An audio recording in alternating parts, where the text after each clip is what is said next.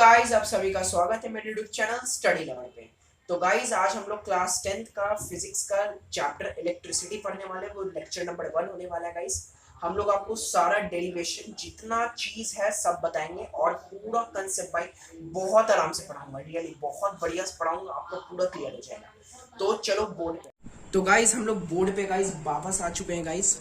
तो हम लोग अपना चैप्टर स्टार्ट करते हैं। बहुत आसान चैप्टर है गाइस इलेक्ट्रिसिटी। बहुत आपको मेरा पहला वाला जो एक वीडियो आया होगा फिजिक्स का law of conservation of energy, जो आपको बहुत पसंद आया। तो आज हम लोग इलेक्ट्रिसिटी को निपटा देंगे, पूरा इलेक्ट्रिसिटी खत्म कर देंगे चैप्टर।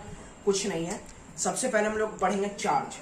देखो, आप लोग क्लास 9th में भी पढ़ चुके हो, उसको रिकैप्चुएट करते हैं। 9th में क्या पढ़े हो कि हम लोग एटम्स मॉलिक्यूल्स पढ़े थे। तो उसमें हम लोग ने पता किया था चार्ज क्या होता है। तो हम लोग ने पढ़ा था कि एक पॉजिटिव चार्ज होता है, एक नेगेटिव चार्ज होता है। पॉजिटिव चार्ज को बोलते हैं प्रोटॉन, है ना, प्रोटॉन। और नेगेटिव चार्ज को बोलते हैं न्यूट्रॉन। तो ये जो चार्जेस होता है ना, इसी को हम लोग, जो प्रोटॉन होता है, एक होता है न्यूट्रॉन जो नो चार्ज होता है, यही तीनों को हम लोग को मिला के क्या बोलते हैं, इसी तीनों को हम लोग बोलते हैं चार्जेस। तो ये चार्ज जो होता है हर एक एटम में प्रेजेंट होता है, हम लोग पढ़ के आ चुके हैं।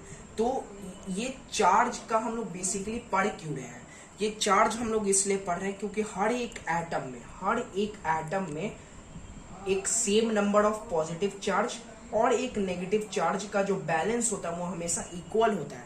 और हम लोग कहते हैं कि एक एटम क्या है, न्यूट्रल है ना, यही कहते हैं। हाँ, तो ये न्यूट्रल एटम होता है। तो चार्ज हम लोग यहाँ पे बेसिकली पढ़ेंगे कि चार्ज का फॉर्मूला हम लोग यहाँ पे बेसिकली जानने वाले कि चार्ज हम लोग निकालते कैसे हैं। फिर एक कंसेप्ट और चार्ज के बारे में है कि चार्ज कैसे डिस्ट्रीब्यूट होता है। तो चार्ज हम लोग 9th में ये सब पढ़ा हुआ है, 9th ही का चीज है कि चार्ज कैसे डिस्ट्रीब्यूट होता है। तो लॉस हम लोग पढ़ चुके हैं, लॉस या गेन ऑफ इलेक्ट्रॉन से, क्योंकि इलेक्ट्रॉन आउटर मोस्ट शेल में होता है, इसलिए उसी का लॉस और उसी का गेन होता है। पता होगा आपको, उसी का लॉस उसी का गेन होता है। तो यही बेसिकली चार्ज था। चार्ज का कैसे डिस्ट्रीब्यूट होता है ये तो हम लोग को पता चल ही गया।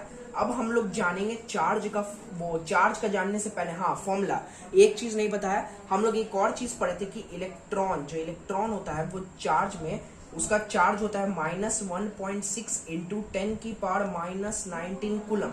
ये होता है कुलम। ये हम लोग को बस बताया गया था कि सी यानी कुलम, पर कोई बताया नहीं था कि क्या होता है ये कुलम। इसको हम लोग चार्ज का एसआई यूनिट होता है। क्या होता है ये, एसआई यूनिट। ठीक है। प्रोटॉन का बस कुछ नहीं होता है, ये होता है 1.6 इंटू 10⁻⁻19 कुलम। बस यहाँ माइनस हटा देते हैं, ये हो जाता है। अब एक चीज याद रखना, कुलम इसका एसआई यूनिट, यहाँ पे मैं लिख दे रहा हूँ, एसआई यूनिट होता है चार्ज का कूलम्ब, कूलम्ब। ठीक है। और इसको हम लोग रिप्रेजेंट करते हैं चार्ज को क्यू साइन से, क्यू।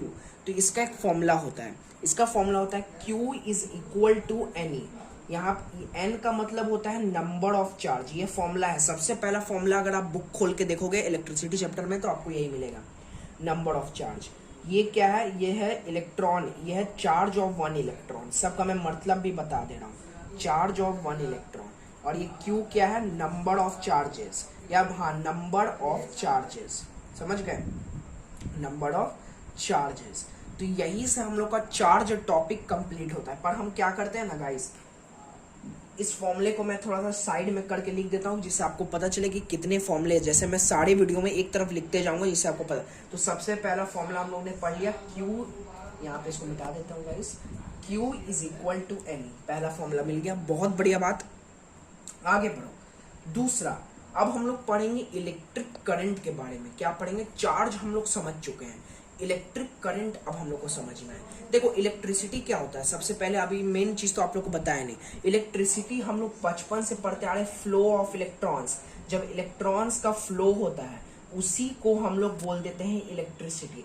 ये हम लोग सॉलिड की बात करते हैं। और जब लिक्विड की बात करते हैं तो उसे बोलते हैं flow of ions, charged ions. Ions में हम लोग बोलते हैं, वो लिक्विड की केस में बोलते हैं। तो ये इलेक्ट्रिसिटी होता है। इलेक्ट्रिक करंट क्या होता है, डेफिनेशन याद कर लो, the rate of flow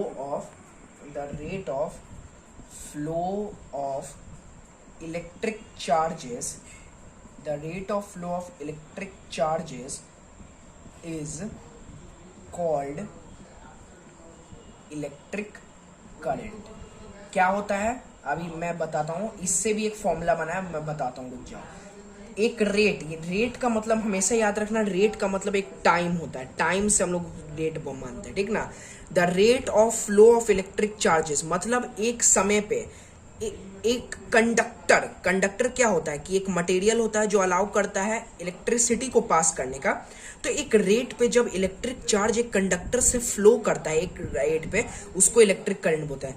तो इसको रिप्रेजेंट किसे, पहले इसको समझ लो बढ़िया से, पहले समझना पड़ेगा। थोड़ा सा इसको कैमरा को मैं एडजस्ट कर देता हूँ, कैमरा को, हाँ एडजस्ट कर लिया। The rate of flow of electric charges called electric current. हाँ बेसिक थोड़ा सा समझो, इलेक्ट्रिक करंट का एसआई यूनिट क्या होता है, एसआई यूनिट इसका होता है एम्पियर।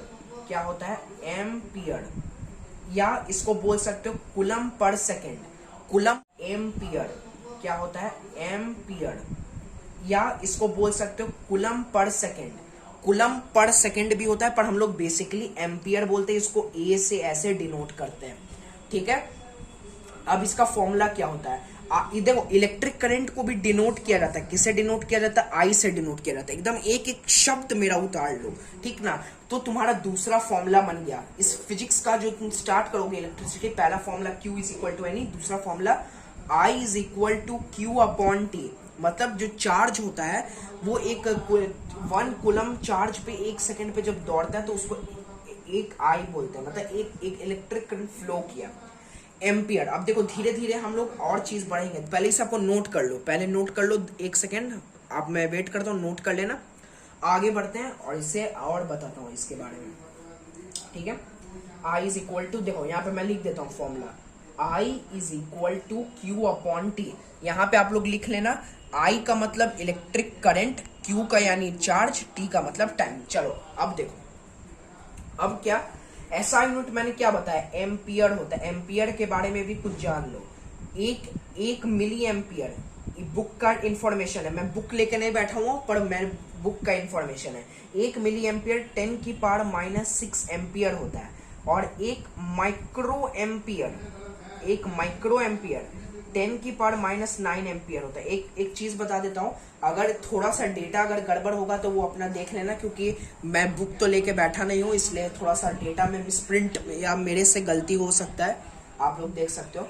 ये एम्पियर का एक डेटा दिया हुआ है। अब पूछ देता है, पता है क्या क्वेश्चन यहाँ पे आएगा, देखो क्वेश्चन बोर्ड्स में भी क्वेश्चन किस तरह का पूछता है, क्वेश्चन पूछ देगा, बोल देगा डिफाइन, हाँ define 1 ampere of electric current, 1 ampere define करो। तो कैसे लिखोगे देख लो, लिख लेगा, सिखा देता हूँ।